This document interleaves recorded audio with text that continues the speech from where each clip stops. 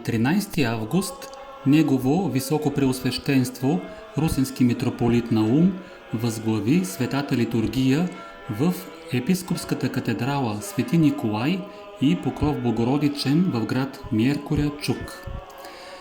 Съслужимо епископ Андрей на Ковасна и Харгита, архимандрит Герасим, екзарх на манастирите, заедно с храмовото духовенство и представителя на Българска патриаршия в Букурещ, както и 4 дякони. Песнопенията изпълни смесения хор Покров при катедралата. След великия вход епископ Андрей ръкоположи за иеромонах Лаврентий, който е зачислен в скита Свети иерарх Власий, град Miercurea Чук.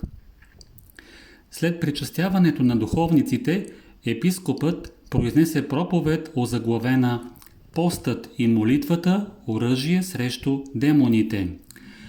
Той говори върху литургийното Евангелие според евангелист Матей, глава 17, стих 14 до 23.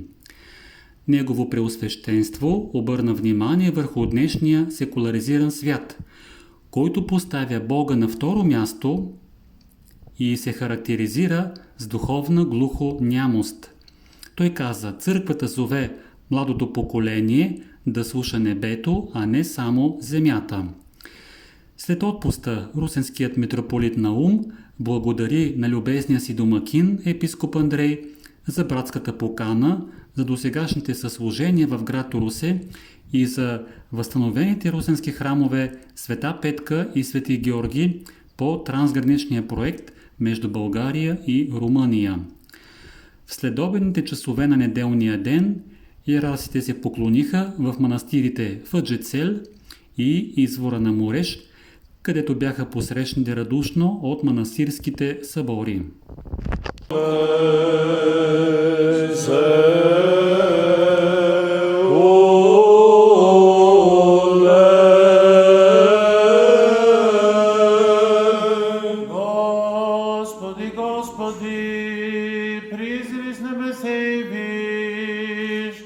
Посети виноград сей утвърди,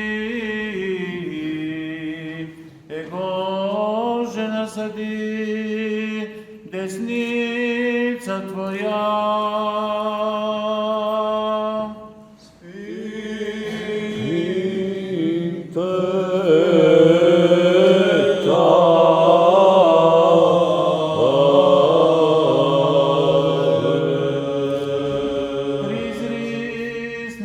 Божий виж, и посети виноград сей утвърди, Его же насади десница Твоя.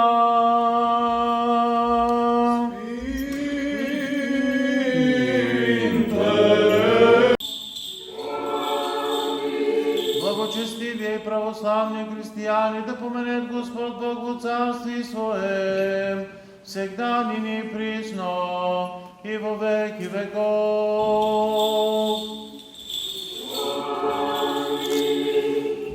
Pe înalt preasfințitul Părintele nostru Naum, mitropolit de Ruse, pe înalt preasfințitul Părintele nostru Laurențiu, arhiepiscopul Sibiului și mitropolitul Ardealului, să-i pomenească Domnul Dumnezeu într-o împărăția sa.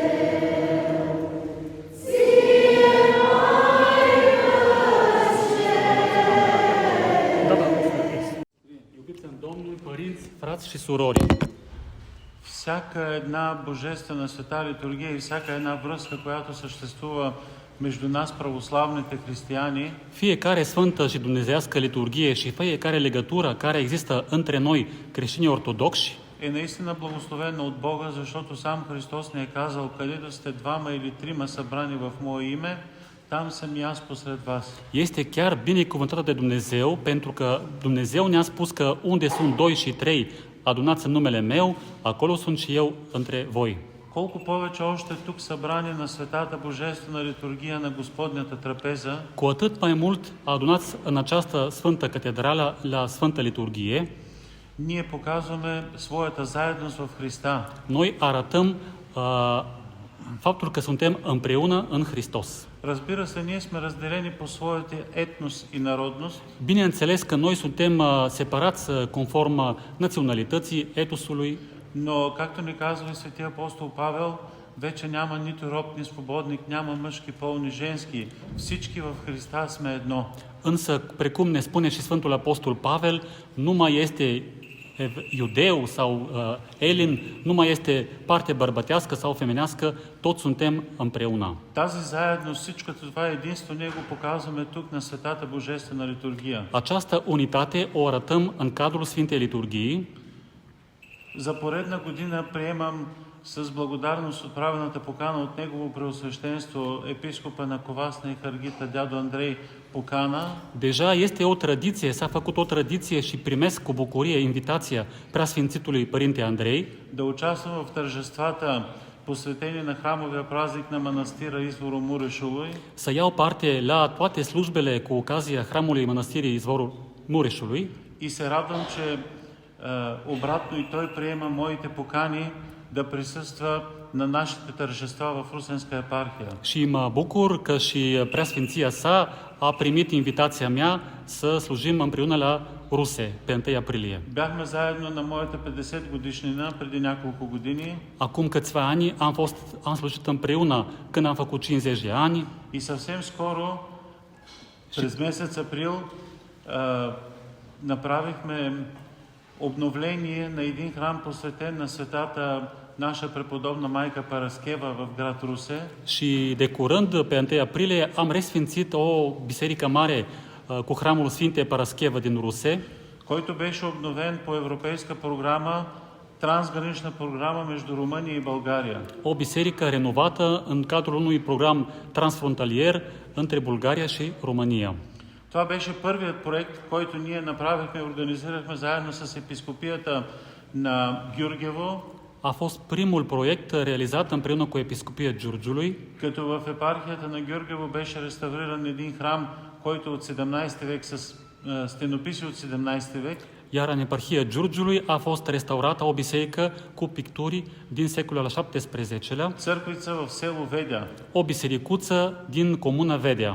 По тази програма бяха направени два храма в Русенска епархия. În cadrul acestui program au fost restaurate 2 biserici din orașul Ruse, Тази, която споменахме, Света Параскева, cea pe care am menționat-o, Sfânta Parascheva, и храмът на Свети Георги, който е покровител на нашия град. și Biserica Sfântului Gheorghe, ocrotitorul orașului Ruse. Имахме честта да посрещнем Негово Преосвещенство, Am avut cinste să-L întâmpinăm pe Preasfinția sa, да бъде участник в нашето тържество, să participe la această mare sărbătoare a noastră, защото до момента, в който ние спечелихме този проект, pentru că până în momentul în care am câștigat acest proiect, имаше реална възможност ние да загубим храма. existau posibilități să pierdem proiectul. И благодарение на тази трансгранична програма между нашите две страни, Datorită acestui program transfrontalier între țările noastre, ние успяхме да запазим едно наистина красиво бижу на нашия град, храмът Света Петка. am reușit să păstrăm această bijuterie a orașului Ruse. Тези от вас, които са минавали през град Русе на път за морето, за София, Cei dintre dumneavoastră За Гърция. care ați traversat orașul Ruse spre Grecia, spre Sofia, са го виждали от дясната страна на международния път. ați văzut-o pe partea dreaptă a șoselei internaționale. Сега храмът е съвсем различен. Acum biserica arată cu totul altfel, Храмът е изключително добре реновиран. deosebit de frumos И ние restaurată. заедно с Негово Преосвещенство и с други иерарси от Българската църква отслужихме Неговото обновление. Și împreună cu Preasfințitul Părinte Andrei și cu alți ierarhi bulgari am făcut resfințirea Това за нас bisericii. беше особена голяма радост, A fost o bucurie deosebită pentru noi, защото още един път ние показахме своето единство в Христа Бога. pentru că încă o dată am mărturisit faptul unitatea noastră în Dumnezeu. Не случайно и по време на Светата литургия Nu întâmplător și în cadrul Sfintei Liturghii, един от възгласите на литургията е Unul- и дай ни с едни уста и с едно сърце да славим и възславяме пречестното и великолепно Твое име. unul dintre exponistele Sfintei Liturghii spune și ne dă nouă cu o gură și cu o inimă a cânta și a slăvi numele lui Dumnezeu. Нека това единство, което съществува между нас, православните, Fie că această unitate care există între noi ortodoxi да бъде продължено и да бъде за слава Божия. să continue și să fie spre slava lui Dumnezeu. Защото там, където ние сме заедно, Pentru că acolo unde suntem împreună, никой не може да надвие над нас. nimeni nu ne poate birui. А когато всеки един от нас се бори поединично с врага на нашето спасение, с поднебесните сили на злобата, Iar dacă când fiecare așa singular se luptă împotriva vrăjmașului mântuirii noastre, тогава ние сме по-податливи на вражеско нападение и няма да спечелим онази битка, atunci vom pierde luptă duhovnicească. Особено ми е приятно, че днес успях да служа, както вчера каза и дядо Андрей, Îmi face deosebită plăcere că astăzi am slujit, așa cum a spus ieri și Preasfințitul Andrei, за първи път, въпреки че много пъти съм идвал в катедралата. pentru prima dată în această catedrală, chiar dacă ne-am închinat de mai multe ori în ea, И заедно да възнесем своите молитви към Всеподателя Бога. și împreună să ridicăm rugăciunile noastre către Dumnezeu И Atotțiitorul. надявам се, въпреки греховете на всички нас, Și nădăjduiesc că, împotriva, chiar dacă avem multe păcate, в тези постни дни, în aceste zile de в post, които се подготвяме да посрещнем славното успение на Пресветата Дева, în care ne pregătim să întâmpinăm adormirea Maicii Domnului, Бог да ни дава наистина духовни благодатни сили, Dumnezeu să ne dea puterii duhovnicești, да се подготвим да посрещнем достойно този празник на Света Богородица, să ne pregătim a întâmpina cu vrednicie această за да бъдем sărbătoare, достойни за нейната саможертва и да бъдем достойни за това, което Света Богородица представлява за всички нас, вярващите в нейния Божествен Син. ca să fim vrednici a întâmpina adormirea ei și să fim creștini ortodoxi. Благодаря ви много. Vă честит mulțumesc празник. frumos, sărbătoare binecuvântată! Se възмиота де патер ке деспота и фарисуме параполи јатин агаписас, јатин литургија мас, јатин агаписас. Нас те кала. Матера Феодорос, Феотеја.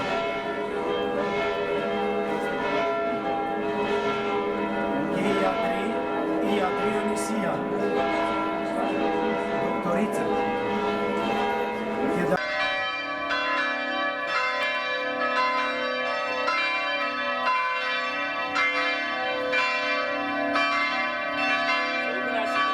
Omega Summa Eco Patriarchos. Am găsit, Părinte.